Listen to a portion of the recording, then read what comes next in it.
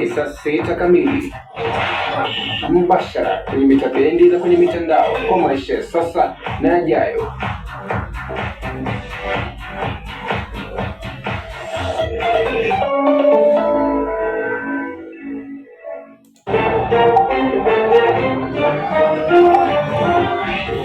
Kama inavyojiri katika meza yetu ya habari, haya ni matukio ya Baraton FM kimuhtasari.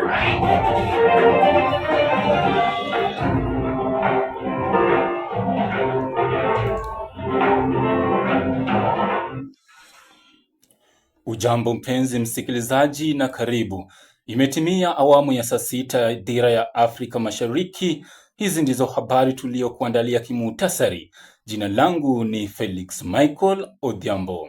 Serikali imeeleza hofu kubwa baada ya kubainika kuwa zaidi ya wanafunzi 50,000 waliofaulu mtihani wa kidato cha 4 mwaka 2023 hawakuomba nafasi za kujiunga na vyuo vikuu kupita mfumo wa KUCCPS. Idadi hiyo kubwa ya wanafunzi imeibua maswali kuhusu changamoto zinazowakumba vijana katika hatua ya elimu ya juu, ikiwemo ukosefu wa taarifa, gharama za maisha na ada za masomo.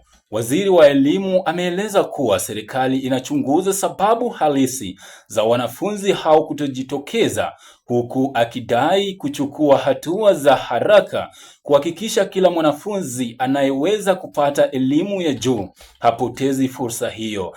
Aidha, juhudi za kuwasaidia wazazi katika mchakato wa kuwasajili wanafunzi zimeanza kutiliwa maanani.